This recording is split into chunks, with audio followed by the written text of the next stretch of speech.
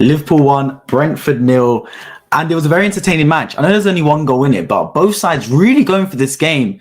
And Brentford really proved that they can take it to the big boys. As they've shown this season, I mean, they got a win at the Etihad, a draw at the Emirates, came close to Old Trafford. And again today, I thought they played quite well, actually, very decent. Just as Tommy Tornado says, Brentford were good, a bit unlucky. Exactly. But what Liverpool are doing, and it's come towards the end of the season, and many people say too little, too late. But they're starting to string together some results to accompany their performances, Liverpool. And they're going to need it because, look, the race for the top four is going to go right down to the wire, in my opinion. I still do believe Manchester United and Newcastle will make the top four, but Liverpool starting to get results. And what they're doing now is they're putting the pressure on Newcastle and Manchester United because for the majority of the season, right, both those two teams have not felt any pressure in regards to making the top four. It seemed pretty clear-cut they were going to make it. But now Liverpool starting to string together some results, it adds to it now because now Newcastle and United know someone's breathing down their neck. It's not just a race amongst themselves between third and fourth. Newcastle play tomorrow at St James Park against Arsenal. That'll be a very interesting game. Of course, I'll be streaming after that one because my team Arsenal are playing. How do Newcastle respond now? Because Liverpool keep the pressure on. United lost against Brighton. United play again as well tomorrow. I'll be reviewing that game. So let's see what happens. What Liverpool do know, they're doing the main thing, which is keeping up the pressure and keep winning games. I believe they've won every game since Liverpool played Arsenal now, which is good. It's a very good run of form because, look, after that Liverpool-Arsenal game, I was one people streaming saying, is it a good point or is it a bad point for either side? I said, let's see. Let's wait for their next few games. What it's turned out to be is a good point for Liverpool because they're built off coming back from 2-0 down to then win every single game since then. Has become a bad point for Arsenal because we've then gone on to draw to West Ham, draw to Southampton, lose to Man City, etc. So sometimes good draws can be good or bad. You don't know whether it's a point gained or 2 points lost until later down the line. And it seems that point at the point at Anfield against Arsenal has really turned around Liverpool's seasons. They've gone on to win a lot of games. And look, they're beating Fulham 1-0. Now they're beating Brentford 1-0. Now many people say, oh, it's only 1-0. It's a bit scrappy. But for me, I think that's really important to win these games 1-0 because Liverpool have been really porous this season. And when I mean porous, I mean they're leaking goals too easily, man. Way too easily. So the fact they were able to win 2 games in a row now with a clean sheet is a big thing. It's very much a big thing for them. Ivan Toney, he was balling out today. He did not deserve to be on the losing side. He was so good, man. He was causing problems all day, every day. This man is a second best striker in England. Genuinely. Harry Kane number 1, him number 2. I think Ollie Watkins has got a fight for number 3. But genuinely, Ivan Toney has taken his game to another level. When he first came up to the Premier League with Brentford, I doubted his ability a little bit. I can't lie. I knew he'd be physically at it, but has he got the quality to match his athleticism? And he's really proved it, man. Some of his touches today were golden. That pass through to Mbeumo for the goal that was called offside. Oh my God, man. Like a no-look reverse pass. It's so good. Obviously, it's been drilled into them in the training ground through Thomas Frank and his team, but as well, just the quality on show for Brentford, some of it was really good. And as Tommy said at the start, unlucky not to get at least a point from this game. But at the end of the day, the only thing that counts is a score in the top left corner. And Liverpool won the game 1-0. And they're keeping the pressure going now. They've got another tough few games coming up. I believe they've got 3 games left of the season. Look, regardless of Liverpool making the Champions League or not, I guess the main thing is they've started to hit a run of form now. That's what they've started to do. And that can help you going into next season. Because a lot of teams now that are not really fighting for anything, for example, Chelsea, I've called for them to start experimenting. Now, at the time, I didn't think Liverpool would find anything. Now, of course, they can still make Europa and potentially Champions League. But I still also think it's time to experiment if you're Jurgen Klopp. Start to look at who should stay for next season and who should go. So I think now is a point where Liverpool need to have a little bit of a clear out. Liverpool need to have a bit of a reset. And certain players, I think, have their times come. I already know James Milner's going off to Brighton. You thank him for his service, but he clearly passed it. Some other players, I don't think they're quite good enough for Liverpool. The other players, now you've got to look at who you're going to build upon. Trent Alexander-Arnold's going to stay in the team. I'm liking this role coming into midfield. Some of his passes today were superb, by the way. There was one in the first half, over the top to Nunes. He should have done better, to be honest. Brilliant pass from Trent Alexander-Arnold. He's a top player, man. So then you got to look at it and say, can you add to that team? They're looking at McAllister, for example, in midfield. He would be a good option. Who else, though? Who else? That's what I'm looking at. I thought this one was the match that could trip up Liverpool. I seen him winning out now. Yeah, it's what me included. Brentford's a tough game, man. I've seen it first time as an Arsenal fan. I remember watching them beat Man City at the Etihad as well. Brentford's a tough game because their counter-attacking game is very good. They're very pragmatic in the style of football and efficient. They defend very well. They've got a lot of quality players, and they all know their roles brilliantly. Like Mbeumo and Toney, they can see each other with their eyes closed. I mean, the goal that Mbeumo scored, don't get me wrong, it was offside. I'm going to analyze that goal as well in a second. It was offside, so obviously didn't count. But seeing that alone, you can see the link up they've got. Toney doesn't even need to look, and he's playing a reverse pass already. He's It's been drilled into them in the training ground. And then, of course, you've got Mbomo, yeah? Does the best thing he can do. I always talk about this with strikers. He puts his body in between the ball and Van Dijk. He cuts across Van Dijk. So he knows Van Dijk now has to hit the brakes. Because otherwise he's going to go into the back of Mbomo and it's going to be a penalty. That and also the fact that by driving the ball across Van Dijk, he opens the goal up so he's got more of an angle to shoot rather than it being a tight angle. He did end up scoring and it was a brilliant finish, but correctly ruled offside, marginally offside though. But other than that, I thought Brentford, despite that, still put in some good chances. It could have gone either way this game, genuinely. Liverpool come out with the victory. It's another 1-0 win. Like I said at the top, it's good that they got 2 back-to-back 1-0 wins in a row because it's all good winning games 2, 3, 4, 1, etc. But winning 1-0 consistently, that's a solid team, man. That's a solid team defensively. And for all the problems Liverpool had defensively this season, and they have had problems defensively, it's no different. They've put in 2 good defensive performances overall. And it's something to build upon. It's definitely something to build upon next season. I think I'm one of the people that believes Liverpool make a bounce back next season. Should they buy the right players? But let's see, man. Let's see. Brentford unlucky. I agree, man. Brentford very, very unlucky in this game. That was a very open game. Lots of chances. Good game. I agree, man. Very, very good game. Very entertaining game as well. If United lose tomorrow, then Liverpool are likely to get UEFA Champions League if they win their next game. Well, here's the situation for Liverpool, right? They are 1 point behind, I believe, but United have got 2 games in hand. Well, United and Newcastle. The thing is, if Brighton win all their games in hand, they go above Liverpool as well. What Liverpool are doing is they've hit momentum at the right time. Regardless of whether they finish top 4 or not, they've hit momentum at the right time. I was one of the people saying it's too little, too late for them. I think they should have hit this momentum way earlier in the season. But regardless, they've hit the momentum now. Let's see what comes of it. Let's see what comes of it. Because they need the momentum regardless, because next season they're going to have to bounce back. They can't be without Champions League football in back-to-back seasons. I personally think Liverpool can fight for the title next season, should they make the correct signings, because I think the foundations of the team is still there. Your football ability doesn't turn crap overnight. This is still the remains of the team that won the Champions League, won the league, been pushing City to 95+ points. This team isn't bad. It's not going to turn bad overnight. They just need a bit of a reset. Bring in some players to boost the confidence, etc.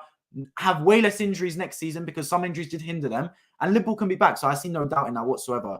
I'm going to appreciate joining the stream as always, my friend. Hope you're doing well. Trent Quality in that new role again. Needs legs in the 6 and a box 8, and he can cook. Liverpool needs to build that midfield around him and his new inverted role. 100% agree, man. 100% agree. This is the thing. I don't think Liverpool have ever seemed to replace Jorginho Wijnaldum for me. They need that legs. You're 100% right. Jorginho Wijnaldum was legs, man. Going forward and going back. He was big defensively and he was big going forward. I mean, look at the goals he scored against Barcelona when they won 4-0. He was the one that got 2 goals and brought them back into that game. He's a player that would get the goals from midfield and be that link between defense and attack. The biggest thing about Liverpool for me was always their midfield. I know the attack would get the plaudits with the Salah, the Mane, Firmino, and defense under Virgil van Dijk and Alisson. But for me, it was the midfield that made that team, man. It was the midfield that was linking defense to attack and being the glue of the team. And they need to bring that back. They're looking at McAllister, for example. I think he'll be a brilliant addition, but they need more. Maybe someone like Kudus as well. You can get on a cut deal. Look, they're missing out on Bellingham, but for me, I don't think that's a bad thing whatsoever. Bellingham would have cost an awful lot of money. And for me, Bellingham's a luxury player in the respect that when your midfield's basically sorted and you just want to bring in a superstar, then you bring in Bellingham. But when it's Liverpool, I think you need to have a lot to change that midfield where one player isn't going to do a massive thing. You need at least 2 or 3 players. I heard also Ugarte from Sporting Lisbon has been talked about. I mean, I haven't watched a lot of Sporting Lisbon, of course, but in the 2 legs I watched between Arsenal and Sporting Lisbon, I believe he played in the second leg because he got suspended for the first one. He looks good, man. He looks like an enforcer. But is he a Liverpool type player, man? That's what I'm talking about. Because João Paulinho also came from Sporting Lisbon. I thought he'd be a good option as well. You're looking at Mateus Nunes from Wolves, Caicedo, Declan Rice. There's players about for Liverpool to get. There's lots of players in that midfield that would love to have a chance to play at Anfield and play for Liverpool. Let's see what they do, man. You should have donations because I want to donate. Knight, do not worry, my friend. As soon as I get monetized, I'm adding super chats, channel memberships, etc. I'm just not quite monetized yet. But as soon as I do, I 100% will, man. Trent in midfield is working. It is indeed, man. Definitely it's working. Man United need to win 3 of their remaining 5. If they do, Liverpool can't catch them.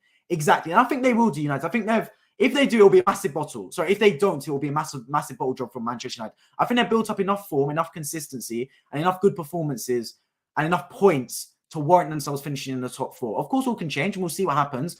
But I personally think United have done enough to get into the top 4. Now, that doesn't mean that they should take their foot off the gas, and it doesn't mean Liverpool should give up. Liverpool doing the right thing because they're starting to put on pressure. Like I said at the top of the stream, right? Newcastle, Manchester United haven't felt any pressure in regards to the top 4 this whole season. It's been banked for them because the teams below them, the Tottenhams, the Liverpools, etc., the Chelseas, have been so inconsistent that they haven't even worried about their top 4 place being in jeopardy. Now with Liverpool starting to hit some form, Suddenly Manchester United, suddenly Newcastle United might seem to feel a little bit of pressure, might start to feel, hang on a minute, top four might not be wrapped up as we thought a few weeks ago.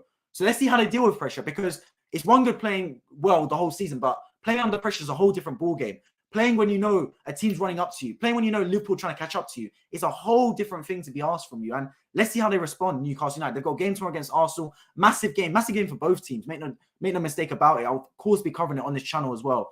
Let's see how they respond. Liverpool are doing the right thing. They're winning games. And they're winning tough games as well. I don't believe Brentford at home is an easy game. I don't care if you're at home. Because a lot of people say home games, yeah, you should wrap up the points there. But Brentford's a tough game, man. We already saw them get a point against Arsenal at the Emirates, a deserved point as well. We saw them get 3 points against City at the Etihad. It's never an easy game, man. So let's see what happens.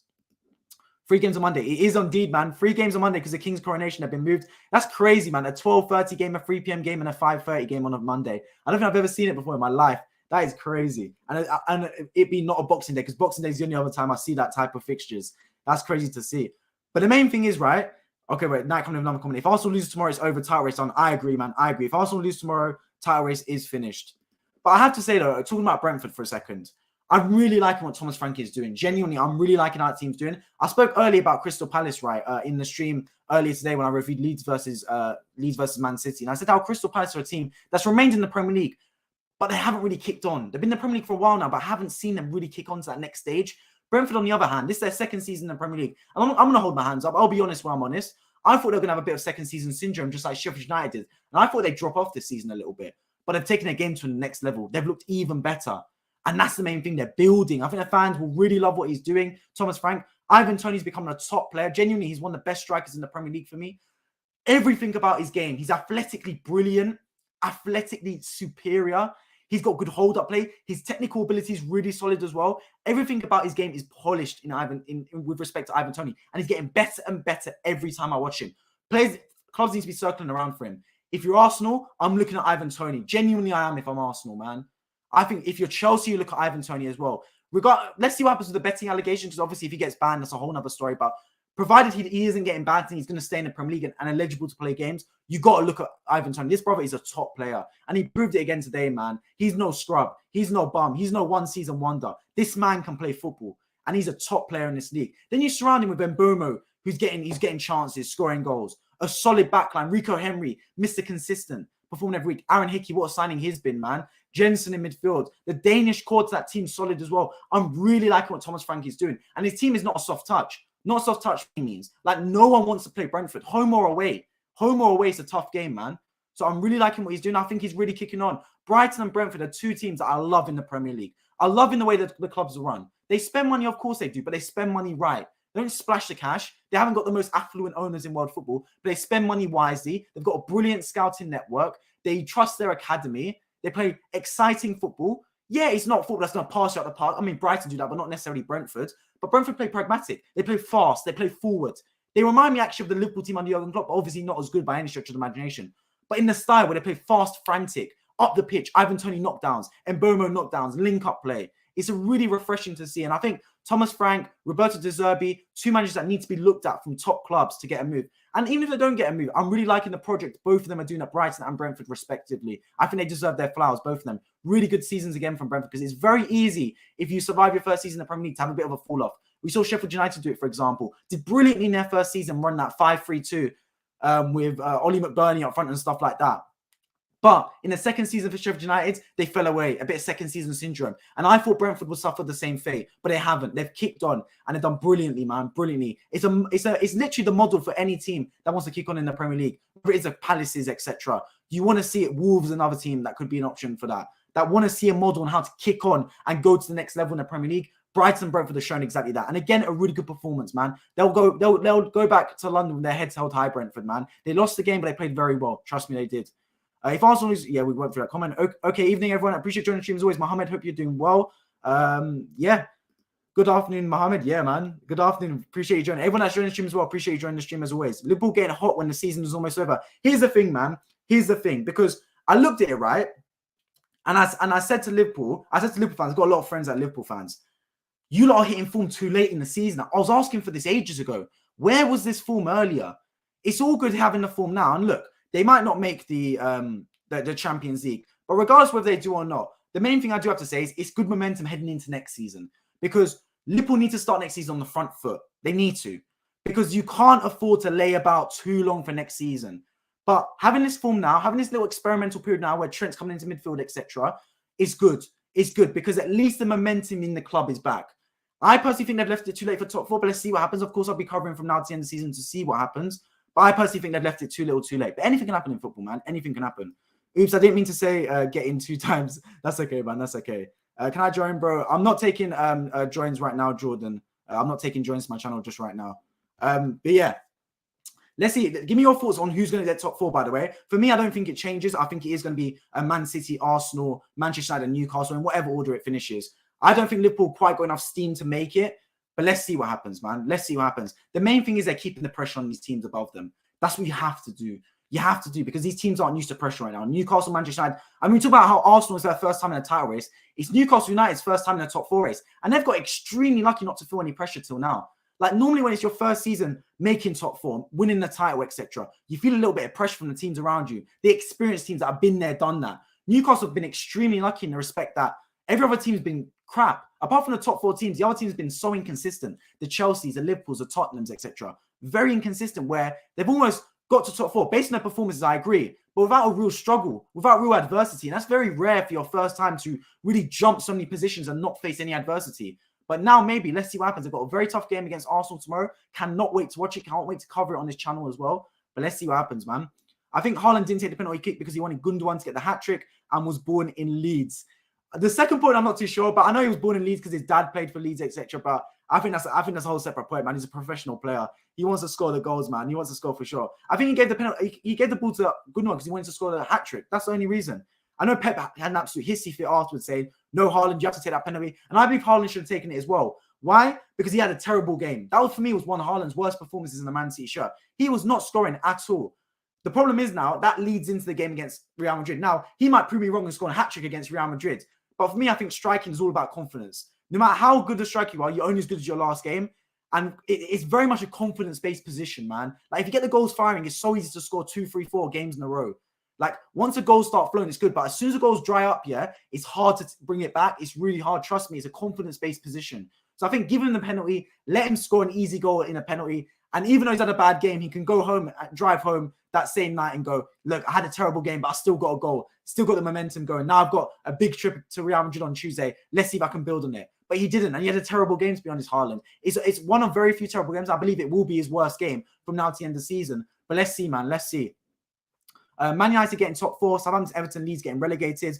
I agree with that, except I've got Nottingham Forest over Everton to get relegated. But I agree with Southampton and Leeds. Gundogan will never get a better chance to get a hat-trick. I agree, though. I agree with that. Predictions for UEFA Champions League first legs. Tommy, I'm going to keep you waiting because I'm going to do a stream for Champions League predictions on Tuesday at 7 p.m. I believe the stream will start. UEFA Champions League semi-final predictions. I want to hear all you guys' predictions in that same stream. And then obviously that same night at 10 p.m. I'll be reacting to Man City versus what's it called? Real Madrid versus Man City. Sorry, I can't believe I forgot the team. Yeah, in the Champions League. Both Champions League stream reactions will happen, of course, 10 p.m. both days, Tuesday and Wednesday. Pep was pissed at Haaland. He was, man. And look, I don't know whether that was Gundogan's decision or Haaland's decision. But one thing I will say is, yeah, Pep is very easy to say after it backfired. It's very easy to get annoyed after it backfired. So I'm sure if before the penalty was taken, there was a long time between the penalty awarded and Gundogan taking the penalty. I'm sure Pep could have said, no, I want Haaland to take the penalty. But he didn't. He waited. He waited. And then as soon as Gundogan, after he took the penalty, missed, he then went, no, Haaland, you should have taken the penalty. So it's all good saying it after, but where were you saying it before? Because I'm sure if Pep Guardiola at the time said, no, I want Haaland to take the penalty, Gundogan would not have said, no, Pep, you're wrong, I'm taking the penalty. Let's be honest about it. So it's very easy saying it afterwards, in my opinion. Real Madrid 2-1 Man City, Inter 1-1 AC. Man City time Real Madrid 1-1 and AC Milan 2-1. So you've gone opposites of each other. But yeah, I'm going to leave you lot waiting. I'm going to give my predictions personally at 7 p.m. on Tuesday when I do my Champions League stream. But yeah, let's move on to Liverpool now, because I think that's the main talking point, right? Liverpool, I think for them, they've got a big question mark on their midfield. I know Curtis Jones has done a brilliant job in there, but he can't stay there long term for me. He can't. He's not good enough to be in that Liverpool midfield. That Liverpool midfield has got to be 3 workhorses in there. Fabinho, I think he's lost his legs. Thiago, he can never stay fit, and even so, he hasn't got legs about him. I look at Henderson. I don't see the legs there either, to be completely honest. Trent obviously moves into midfield, and he'll be an extra body, but you can't start him in midfield. So genuinely, if I'm Liverpool, I'd be looking at 3 midfielders. I don't believe they'll be going for 3. I believe they'll be going for 2. And look, 2 world-class midfielders may suffice. But you got to look at it and think, I'd potentially be looking at 3. I think they definitely need a number 6 to replace Fabinho because his days are numbered at Liverpool for me. I know he played well today, but that's just my personal opinion on it. And you've got to be looking at a box-to-box midfielder, man. You've got to be looking at it. Alexis Mac Allister's been talked about. I think he'd be a brilliant signing. I think Alexis Mac Allister would be a brilliant signing for Liverpool. If I'm Liverpool, yeah, I'm looking at Alexis Mac Allister and Moises Caicedo. You're raiding Brighton. You're raiding Brighton for 2 of their best players. That's what I'm looking at if I'm Liverpool, man. You've got to look up midfield. I don't think striking you should be looking at. I think your front 3 is fine. I expect Núñez and I expect Gakpo to take a step up next season when they go into their second season in the Premier League. If Luis Diaz stays out of injury trouble, he'll be completely fine. Salah's, despite his poor start to the season and despite the fact they gave him a bumper contract and he seemed to tail off, he's still getting the goals for you, so he's doing all right. Firmino, of course, is leaving, but you have adequate replacements, don't worry, especially with Jota as well. So I think the front 3 is fine. I think the goalkeeper, obviously, Alisson, for me, is the best goalkeeper in the world. So that doesn't need to be touched. I think you need to provide competition for Trent. I don't think you need to bring in a right back to start, but just a right back to compete with Trent. At least keep him on his toes. That's what I think. A backup right back. And the centre-backs are fine. I think Konate and Van Dijk's a brilliant partnership. And Robertson's fine. So for me, if you're Liverpool, your plan is very simple. Midfielders, man. 2 midfielders and a backup right back. That's all it's going to be. 3 positions and you're back to challenging for the title again, man. Genuinely, I believe so. Genuinely, that's my thoughts on it. You're never as far away as you think because despite the fact Liverpool had a poor season, they've really fallen off. I think not only is it the fact that the team's got a little bit older and potentially got a little bit worse, I think also it's been mental fatigue a little bit. It's hard sometimes to play at the top of your ability. Let's not forget, that this Man City team has done really well season in, season out, but they've still got something to fight for. They still need to chase that Champions League. Their journey is not finished. Liverpool's journey, in many respects, is done. Like, they've won the Premier League, they've won the Champions League, they've won the FA Cup, they've won the Carabao Cup, the Club World Cup, the Community Shield, if you count it. They've won every competition that exists under Jurgen Klopp. Their journey is completed. They're going for bonuses now. At least with Man City, they're still fighting for the Champions League. They've still got something to move towards. And you can say, oh, but it's a new season every season. You can't be happy. You can't just get complacent because you've won the Premier League already, won the Champions League already. And I agree, but mental fatigue's really a tough thing, man. It's like completing a video game and try and play it again. Is it as fun? Is it as sustaining if you just complete the video game to try and play it again and win it again? It's not. It's genuinely not. And I feel the Liverpool players are experiencing that a little bit. So what do you do when that's the case? You refresh it. You sign some new players. You bring a new lease of life. You start to think of something new to engage you, to strive towards. I think that's what Jurgen Klopp's doing. So this for me is a blip season for Liverpool. It's a season that they need to reset a little bit. Now, I think even the most pessimistic Liverpool fans, I think even the most pessimistic football fans in general will not have expected Liverpool to not be in the Champions League next season. But it's one of those things. It's one of those things. And look, maybe not being in Champions League, maybe affording to rotate your team for the Europa League games, at least in the group stage next season. Mind you, Liverpool world are good and they can fight now to go forward into the next games. But let's see, man. Let's see. Okay, well, I'm missing some comments, man. Second leg, Man City win 2-1 extra time, and Inter Milan rally and win 3-2 on aggregate, potentially. I mean, we'll see. The first leg has a big impact on the second leg. I always say, if you're the away team in the first leg, don't end the game.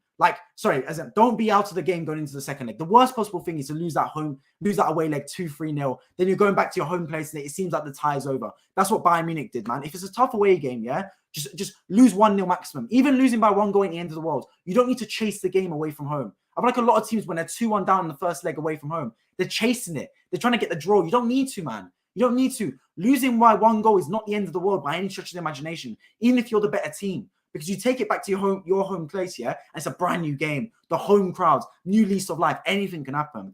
Man City versus Inter, Champions League final. Ooh, I think AC Milan are getting through, to be honest. I'd love to see Real Madrid versus AC Milan because that's Champions League heritage. Real versus AC Milan. There we go, for heritage. Exactly, Tommy, 100% agree. Big Sam didn't make a difference at all. Imagine Gundogan misses penalty kick when he could have iced the game. Rodrigo scores and then makes it 2-1. Then they score again to tie 2-2. Well, here's the thing, right? When Gundogan missed that penalty and then Rodrigo scored literally 2 minutes later, it was very reminiscent for me of Bukayo Saka missing the penalty against West Ham. And then West Ham making it, obviously it was already 2-1 at that stage, but then making it 2-2 and drawing the game. But the thing is, Man City got really good at managing games. They proved it against Fulham and they proved it again today, man. Like, when it came back to 2-1, we saw Arsenal against West Ham, right? Lump the ball forwards, lose all composure, abandon everything that got you to that position. Like, Arsenal were 2-0 up against West Ham, playing beautiful football, left to right, recycling possession, winning every 50-50.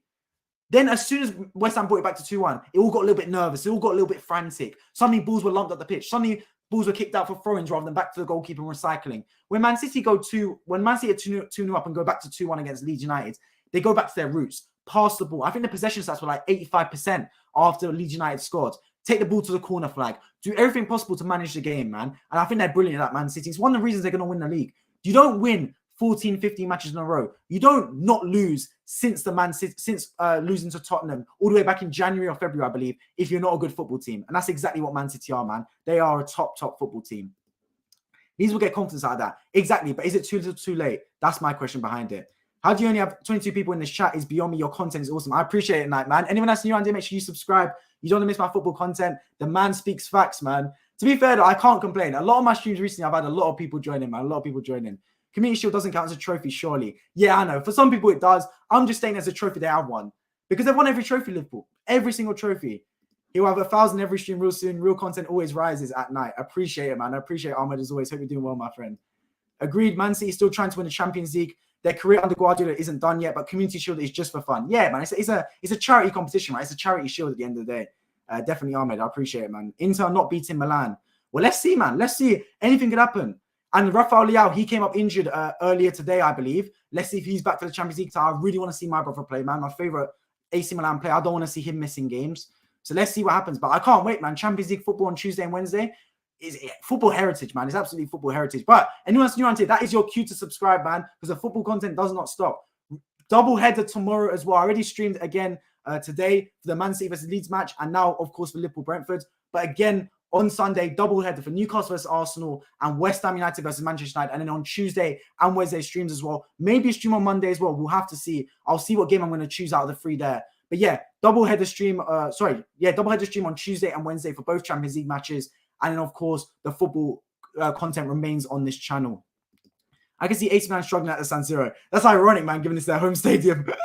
If either team struggles at the San Siro, that'd be crazy, man. That's their home gaff for both stadiums. That's bro, an AC Milan Inter Milan semi-final is football heritage, so absolute football heritage. Okay, I've got a question for anyone in the chat. Yeah, Liverpool fan or not a Liverpool fan, I want to hear your thoughts on this. What should Liverpool's target be next season? Because that's a genuine question. For me, I think they stand the right place. They can go back to challenging for the title again. I really do think so, because for me, a lot of the teams in this league right now, the position they're on the table is a fugazi. It's fake stats. For example, Chelsea are in 12th. I think we can all agree that the squad Chelsea have should not warrant them being in 12th place. Now, I'm also someone that says the table does not lie, and I 100% agree. The table does not lie. Chelsea are in 12th or 11th place or 10th place because they deserve to be in that position. They've been crap this season. But at the same time, we all know they're better than that. They're a better team than that. The manager's been crap. The players have been crap, etc. That's the same with Liverpool. Liverpool 5th right now, but we all know the quality there right now is better than this. Much better. They should be fighting for the title, really. So if they bring in the right players, for me, two solid midfielders, Caicedo and McAllister, look at those two players. Even if it's Mateus Nunes from Wolves potentially, look at two solid players, and you should be back fighting for the title if you're Liverpool, man. Don't be looking at Champions League next season. Go for the juggler. Go for the top, man. Especially without Champions League football next season, is it looking likely? No excuse for me, man. No excuse. I can see AC Milan strike. Oh, wait, this one. I'm going to go now, mate. Going to have turkey and pasta now. Enjoy, night. Enjoy. I appreciate joining the stream as always, my friend. I hope you enjoyed it. Top 4. Well, Tommy goes top 4 then. Well, that's interesting. And then Knight goes top 3 as well. So let's see, man. Let's see. Because you got a challenge for me, man. Because it's one thing going back to top 3 or top 4. But this Liverpool team, they're falling off worse than people expected. Like I already said, the most pessimistic Liverpool fans still would have expected this team to at least finish Champions League, if not fight for the title. Because do you remember a few seasons back, after the COVID season when they were crap, the season after they won the league? Liverpool were crazy bad. I know they lost Van Dijk to the ACL injury, but they were crazy bad. Yeah, they still finished 3rd. They salvaged a terrible season finishing 3rd. This season, again, they've been terrible, especially away from home and leaking goals. Yet they're probably not going to finish in the Champions League. Who knows? Obviously, it can all change from now to the end of the season. But they bounced back the season after that time. I think they can bounce back again. The right recruitment needs to be made. There needs to be a squad refresh, mentally more than anything, because the mental fatigue has been etched in that football club. Now, the same thing happened with Man City. Let's not forget, until about March or February, Man City were crap as well. Man City were dropping points for fun. It's only after the Nottingham Forest game where Pep Guardiola bucked up his ideas, the players bucked up their ideas, and they actually started to play proper football again. So I'm thinking, can Liverpool do the same thing? Can Liverpool bounce back? Their summer will be massive. FSG, of course, Fenway Sports Group. What are they going to do with the club? It seems like they're going to sell it. Now it seems they're going to kill it. What are they going to do? All right, so now it seems they're going to keep it. What are they going to do, man? Either way, investment needs to happen. Investment needs to happen with Liverpool because The teams like Newcastle aren't going away. Arsenal, I hear, going to spend a lot of money. Chelsea, we of course know, are going to spend money. Man City going to improve their squad, etc. You can't keep moving sideways in football, because if you're moving sideways, you're moving backwards. That's how it is, man. That's how it is. Because relative to other teams are going to improve. And Newcastle, I don't see them taking their foot off the gas. Same with Man United. Same with Arsenal. Same with City, of course. Chelsea expect to spend money. Brighton, Brentford are going to get better, etc. Liverpool still got a squad right now, but they're going to need to spend money to keep up, man, and keep the time. Because Liverpool's window is not ended yet. They've still got Van Dijk in their prime. They've still got Salah still scoring for fun. Their window's not quite ended, so they've got to keep at it for me. They've got to keep at it. All right, see you, everyone. Appreciate joining the stream as always.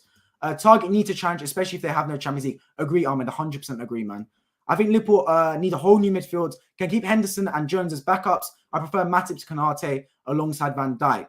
See, that's interesting because I personally prefer Konate over Van Dijk. Just personally, I think Konate's got a bit more physicality. And also Konate, I think he still needs an adaptation period to the Premier League. I know he's been here for a couple of seasons now, but I still think he's a bit rushed at times. Like, he should be getting booked more often than he does.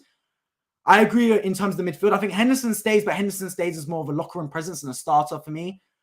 Jones, as well as backup, I don't think Jones should start in a Liverpool team that should be fighting for trophies, personally. But let's see, man. Let's see. I agree with that. They need a whole new midfield. For me, I think Liverpool need 3 new midfielders, but that's unlikely, especially for a team like Liverpool that don't tend to sign a lot of players. So for me, I'm looking at 2 midfielders if I'm Liverpool primarily.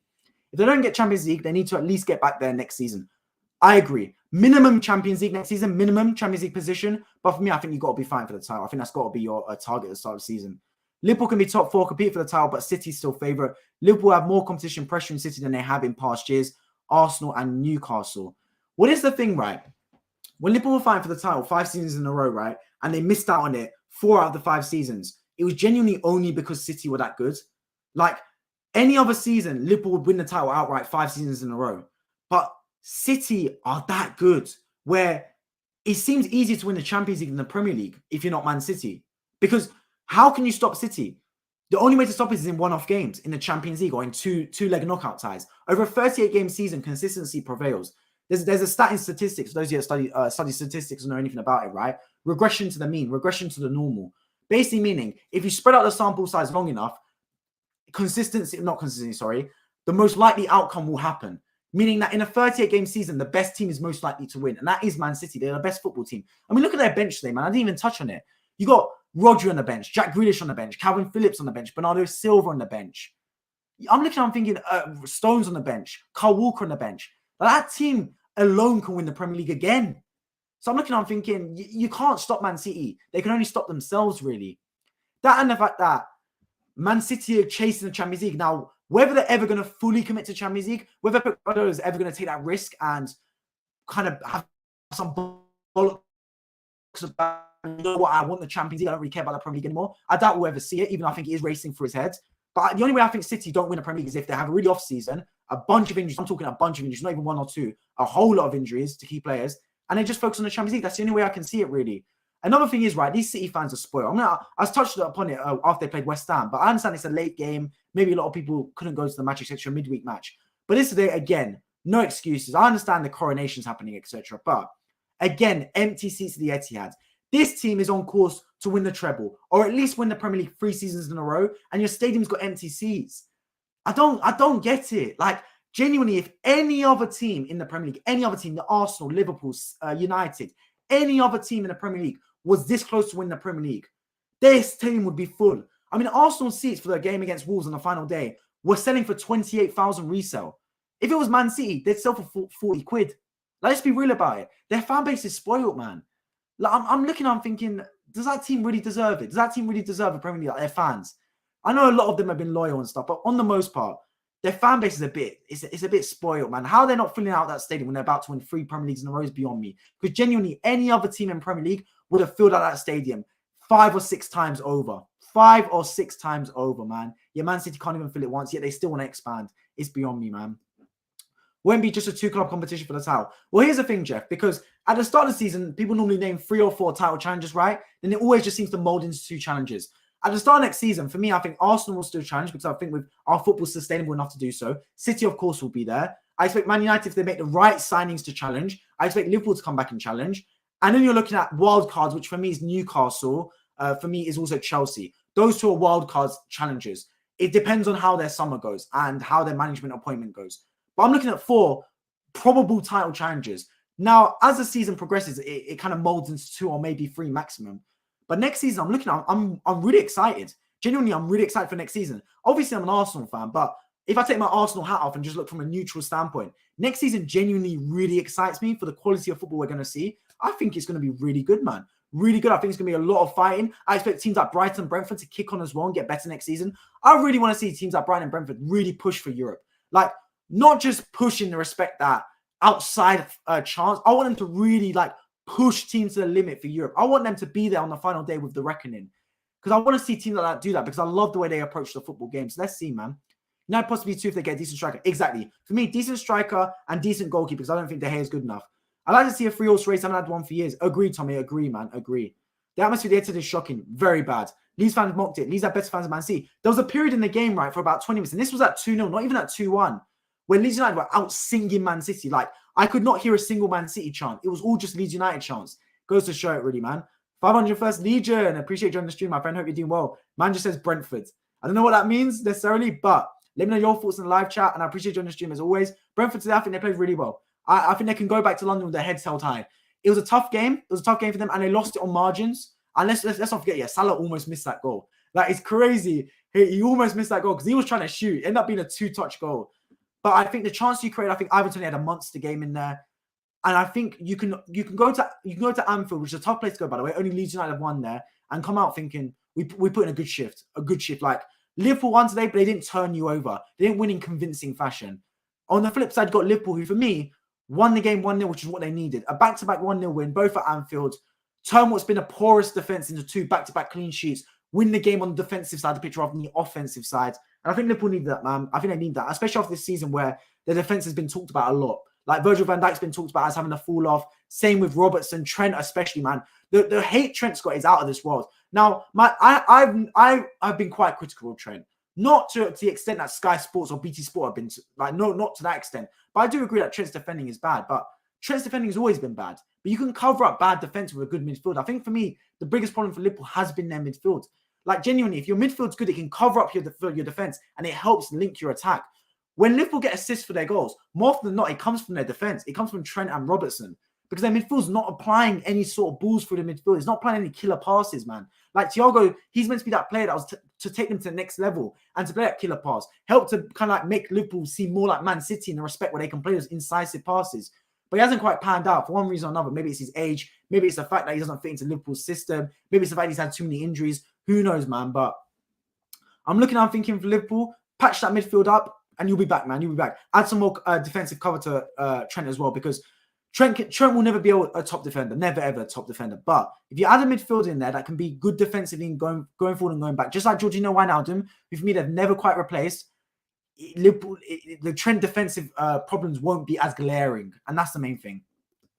I think Chelsea is too far away to challenge next year. Need to get too much fixed, then maybe following year. That's why I said they're wild cards. Newcastle and Chelsea for me are wild cards. I will not be surprised if it happens. I'm not gonna put I'm not gonna say it out loud in this. I'm not gonna put my money on the line and say that Chelsea, I believe, will challenge next season. But there's a squad there, man. The right manager coming in, whether it is Pochettino or not, I don't believe Pochettino personally is the right manager. I would have gone for Enrique. But if it is Pochettino, he can patch that squad together, man. I believe he can. He can put some. He can bang together some two good performances in a row, get some consistency in the team, and keep pushing forward. Because that's not a bad squad, man. That Chelsea squad is not bad. That is not a team that should be in the bottom half of the table. That is not a team that should have negative goal difference. It's not. They're better players than that, man. Way better players. Let's not forget, before the Ukrainian war, Chelsea were third in the table, if not first. Like, they were fighting for the title a season ago. So you got to look at it and think, right manager in, and they can bounce back. I don't see why not.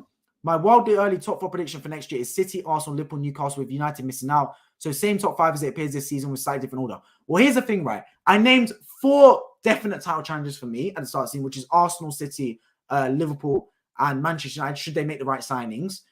And then you're looking at them thinking, hang on a minute, if those are 4 title challenges, then what's the point of fighting for top 4? Because the 4 title challenges are going to make top 4. It's crazy to think. That's why, for me personally, I think the Champions League needs 5 spots in the Premier League at least. For me, I would do 5 Champions League spots, 6, 7, 8 Europa League, and 9 and 10 Conference League in the Premier League. That's just my thoughts on it. But let's see what happens, man. Either way, next season is going to be brilliant in the Premier League. And those of you that I think my streams have been good this season and my content's been good this season, just wait till next season, man. Got so much in the pipeline, so much things that I'm thinking of, that I'm R&D, researching, scheming up for the next season. I'm going to take it to the next level, man. Like brand new levels on this channel. I appreciate everyone that's tuning into streams always and leaving their thoughts regarding the games. Next season is going to be massive, man. Massive. I'm a little bit leery of Newcastle because they have not played Europe before. Well, here's the thing, right? I agree with you. The reason I think Liverpool are going to fight for the title, the reason I think Newcastle are going to fight for the title is because of their owners. If they didn't have their owners, I wouldn't think so. But another part of me also thinks, right, if it's Newcastle and their owners have come in and the Saudi Arabian owners that have been so affluent, maybe it's a little bit of a bounce. Like, you know how you have a new manager bounce? Is it a new owner bounce? Like, maybe that's wishful thinking from me. And maybe if that was the case, that would have expired by now. But you got to think that this team hasn't been added to too much. Like, that Newcastle squad is good, don't get me wrong. I think Isak's been a brilliant signing. Bruno Guimaraes, Kieran Trippier have been brilliant signings. But that squad's not better than Liverpool squad. That squad's not better than Tottenham squad, I'd go as far as saying at times. Like, in terms of, actually, I disagree. I think Newcastle squad is better than Tottenham squad. But you know what I mean? Like, that squad isn't necessarily a top 3 squad. So the fact that they're in this position is a credit to the whole coaching staff. It's credit to Eddie Howe. But I also think, right, his style of football has been very pragmatic. And maybe next season, when teams start to take Newcastle more seriously, can they adapt to that? Can they adapt to be favourites going into every game? Can they adapt to playing midweek and then on Saturday, Sunday, just like you say, Jeff? Can they adapt to playing multiple games a week? Can their squad adapt to that? Can they adapt to injuries, etc.? That's what I've got to wait and find out. But either way, man, I think if you're a Liverpool fan, a lot to be excited about. A lot to be excited about indeed. I think it's been brilliant for them, man. Brilliant, brilliant season. You want to join me, brother, for match reaction in a few. Unfortunately, I won't be able to join, unfortunately, because I've got a lot to do after that. I've still got revision to do for my test in the coming week, but I appreciate the offer. But yeah, I'm going to start to wrap up the stream shortly. I appreciate everyone that's tuned in as well. Going back to the game overall, Liverpool 1, Brentford 0. I think in terms of the reflection of the game, I think a draw would have been a fair result potentially, but on the same side, I think both sides have good chances to win the football match. For Liverpool, you got to build it, you got to keep fighting. If I look at Liverpool's fixtures now, let me have a quick look at Liverpool's fixtures. Liverpool fixture list. They have got 3 games left. Leicester City away, which should be a win, but Leicester are fighting for their lives, so who knows. Aston Villa at home. Tough game because it's Unai Emery's Aston Villa, but I believe they should win that match. And then Southampton away. So Liverpool have got kind fixtures. The table-wise is not really good for them, though, because they're still in 5th, and both Manchester United and Newcastle United have got 2 games in hand on them, despite being in the high positions as well. So if you're Liverpool, you've got to keep up the pressure. United's fixtures now, they've got West Ham away. I think they'll win, personally, but you never know. Wolves at home, I will equally think they'll win, despite Wolves getting a good result today. Bournemouth away, they should win as well. Chelsea at home, they should win as well. And then Fulham on the last day. And then you look at Newcastle United's fixtures, and they're in a better position than Manchester United, and their fixtures as well aren't the worst in the world if you're Newcastle. I mean, of course, you've got Arsenal tomorrow, which will be a tough game. Then you've got Leeds United away. They're fighting for their lives, so who knows what happens. I'll be covering that game on my channel. Brighton at home, that'll be a tough game. Leicester at home, they're fighting for their lives, but you're at home, so you should win that. And then you've got Chelsea away on the final day. So Newcastle got some tough games. It's not outside by any stretch of the imagination, but you got to think about it that Newcastle put themselves in such a good position, and they're playing such a good brand of football, and they're being so pragmatic under Eddie Howe that I can't see them losing. I can't see them losing many matches from now to the end of the season. But of course, anything can happen. And Liverpool do the main thing is keeping the pressure up and keeping the momentum going into next season. That's the main thing I'd say. But yeah, I appreciate everyone joining the stream as always. If you're new around here, make sure you subscribe, turn on bell notifications so you don't miss any future streams. Check out my community tab so you never miss my streaming schedule. Make sure you like down below. Also, make sure you let me know in the comments if you're watching this now that it's become a video, your thoughts on the game. If you just joined right now, scroll right back to the start of the stream so you can hear my thoughts on it. My next stream will be tomorrow. It'll be a double-header stream, starting with Newcastle versus Arsenal at 6:30 p.m. Cannot wait for that game. Implications on both the top 4 and the title race. And then after that, a West Ham United versus Manchester United stream starting at 9 p.m. And then, of course, streams in the week for the Champions League, etc. I appreciate everyone tuning in as always to my channel. I really do appreciate it. The consistency in terms of my uploads, as well as people commenting in the live chat, has been really brilliant to see. So I really do appreciate it. And I hope to see you all in my next one. Take care.